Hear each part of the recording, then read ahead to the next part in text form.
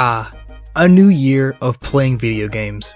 As 2025 has ended, 2026 is here, and that means I get to waste another 12 months of my life laying in bed rotting instead of posting videos or basically doing anything worthwhile with my life. Last year, in mid-April, I started my Devil May Cry journey. I've beaten and made videos of the first 3 games so far, and it's about time that I stopped procrastinating and finished the rest of the series. These games aren't even that long. I have no idea why I just didn't sit down and just play the other 2 games. That being said, the first game I beat this year, and the first video of 2026, is about the next entry in the series, Devil May Cry 4.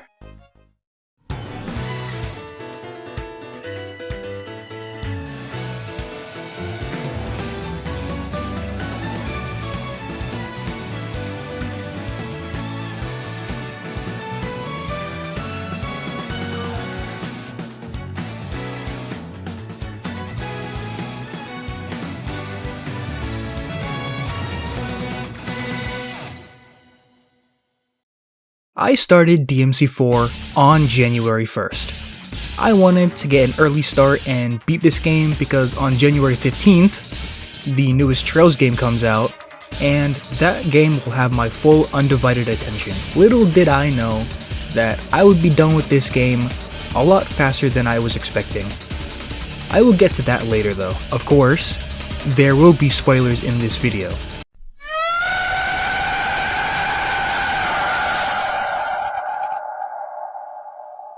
Devil May Cry 4 is a pretty cool game, I'm not gonna lie. It's pretty on par with DMC3 in my honest opinion. The major differences from the previous games is that the main character technically isn't Dante. Of course, he's still there, but the main focus of this game is pretty much on a new character that they introduced, Nero. Nero is who we go through the majority of the game with. Around mission 12 is when we switch to Dante and play through pretty much the rest of the game until we fight the final boss as Nero again. There is a lot to talk about for this game, so let's get started, shall we? Let's do a little reversal in this video. Usually, I talk about the good parts of the game first, and then I go to the bad parts. But this time, let's do the bad parts of the game first. And to be honest, this game doesn't really have that many bad points. Spoiler alert, I really liked DMC4, and I think that this game has more good points than bad points. Of course, this game isn't perfect. If this game was perfect, then this would be the title instead. DMC4's bad points pretty much boil down to a couple things. It's repetitive as hell, the boss fights are kind of boring, it's hella short, and this problem is kind of specific to my experience, but the performance of the game, and finally, Dante's gameplay. The first 2 kind of go together.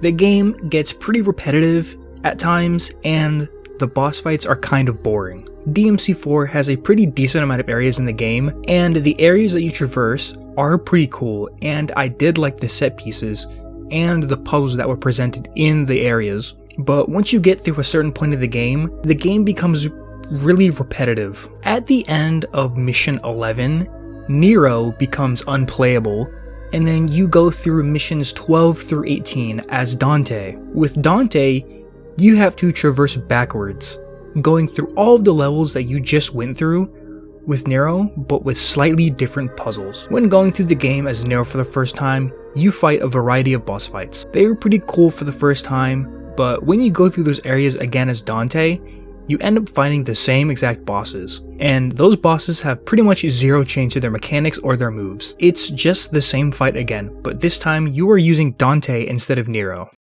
Speaking of Dante, in my honest opinion, I do not think that Dante is really that fun to play. He's got some cool stuff about him, and I like how you can use the D-pad to switch between the styles. I think that's absolutely sick, and a very good change, but aside from that, he doesn't really feel too strong or very fun to play. This isn't really the character's design's fault, it's mainly because we started out with Nero first, and Nero is just infinitely more fun to play compared to Dante. Nero is just so much more fun to play because he has that rev up mechanic on his sword, and then the cool double arm to just grab enemies and beat the absolute shit out of them. This is mainly just a personal preference, but I liked playing as Nero way more than Dante. Dante isn't particularly bad, he just gets overshadowed by Nero, which is kind of unfortunate since Dante is kind of like the main guy of the series, you know? This last one is mainly on my end, as I've said, so I ended up having a whole bunch of trouble even playing the game in the first place. I originally bought the game on Steam and wanted to play it there, but the game would not even open. Apparently, there's like a bajillion steps that I have to go through to even open the game.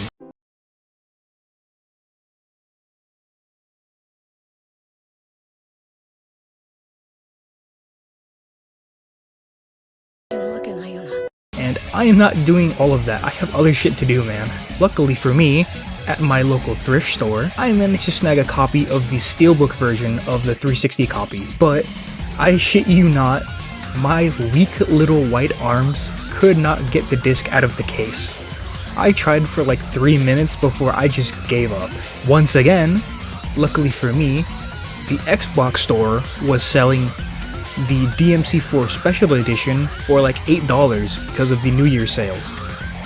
So I got that instead and I was finally able to play the game. Little did I know that somehow the game was an unoptimized mess. Like every now and again, the game would just freeze or stutter, and then it just goes back to normal like nothing ever happened. Like, you can see it in the gameplay shown. I'm not cutting any of that out. I'm just going to leave it in because it's too much. I tried everything to get rid of it, and nothing worked. So I just went through the entire game with this problem. It kind of took me out of the game a little bit, but it didn't make the game like super unplayable. It was just a little irritating. One last thing to mention. I didn't talk about this one because I didn't think it was a big problem anymore, but in some areas of the game, the camera does get a little wonky at times. It's not as big of an issue as it was in DMC 1 and 2, but I just wanted to bring that up. Now that we're done with the bad parts of the game, we can spend the rest of the video talking about the game's strong points. Now, what are the game's strong points? Well, let's take this one step at a time. First things first, the story. DMC4's story takes place after DMC2, because DMC3 was a prequel, so it is impossible for that to be the previous game. The story starts out with our new protagonist, Nero, fighting some demons on the street, trying to make sure that he makes it in time for some sort of ritual or prayer or something. Nero barely makes it in time, and after it's over, Dante comes crashing through the roof and kills the Archbishop. Nero then tries to fight Dante and fails because Dante has more skills unlocked, so then Nero loses the fight. Nero then spends some time chasing Dante, only to discover that, surprise, the church was actually a corrupt cult, plotting to conquer the world. Who could have possibly seen that coming? Nero and Dante then team up after learning the truth and try to save the world while also trying to save Nero's hot priestess girlfriend. Oh yeah, and Virgil's there too, but just a sword.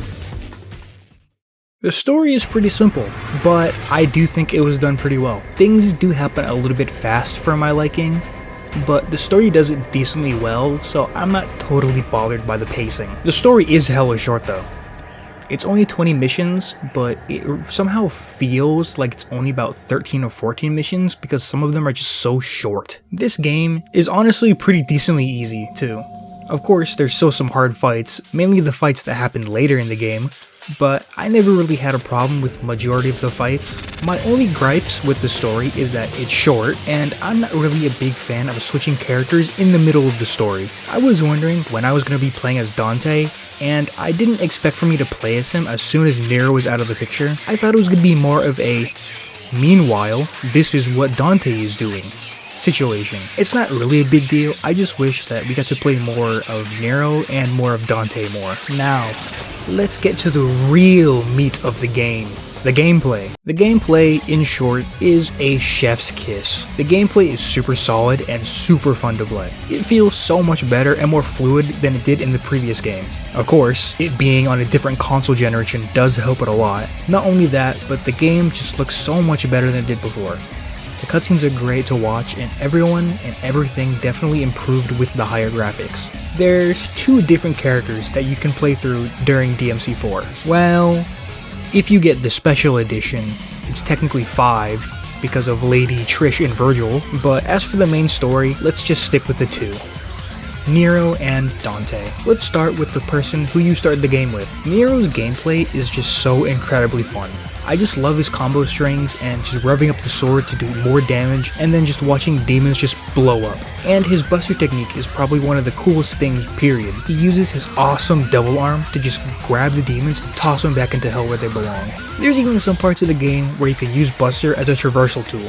Nero's style of gameplay is way more heavy-hitting compared to Dante's style, which is lighter with more flurry attacks spliced into it. Speaking of Dante, like I said in the bad parts of the game, Dante's gameplay seems a little bit worse compared to Nero's gameplay. Of course, he's still pretty good and fun to play, but I would rather play as Nero than Dante.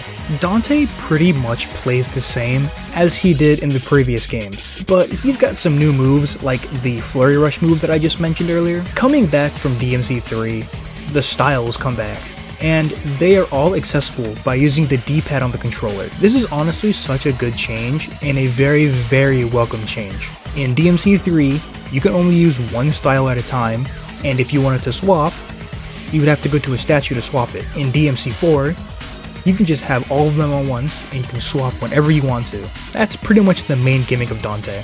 I've said that Dante isn't as fun to play as Nero, but that doesn't mean he's not fun. I didn't even bother mastering the whole swap mechanic, but like, there is somebody out there who definitely 100% mastered this gimmick and is just an absolute god at it. In terms of just the game itself, the puzzles that the game gives you are relatively simple in my opinion. I only really struggle on about 1 or 2 of the puzzles, but that's just because I am dumb and bad at video games. The puzzles were cool and pretty creative. I especially like the one puzzle where you have to take the giant metal spinny thingy and punch the shit out of it to move it somewhere. There are some puzzles that I could have done without, like when you're playing as Dante and you have to go back through the jungle area and you have to constantly go through the purple smoke that completely warps you to a completely different part of the jungle. It got annoying and I just hated going through that part of the game. I could have done without that. It was kind of dumb. Overall, I actually really liked playing DMC4. I don't really see why nobody really talks about this game too much.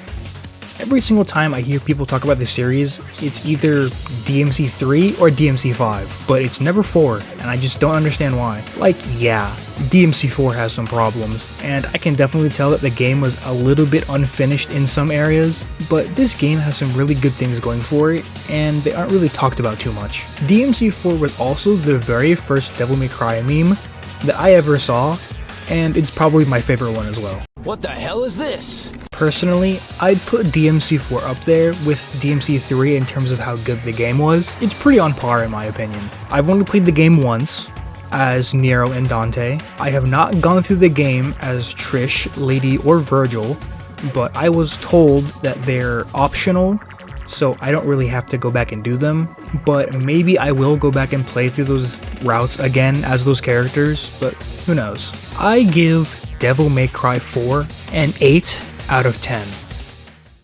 Well, that's all I really wanted to say for this video. I hope that you all enjoyed the video, and make sure that you like, comment, and subscribe for more videos like this. If you miss the other Devil May Cry videos, please go and watch them on my channel. I put a lot of effort into those videos, and you will be caught up and ready for the finale video, Devil May Cry 5. Alright guys, I'll see you guys in the next one.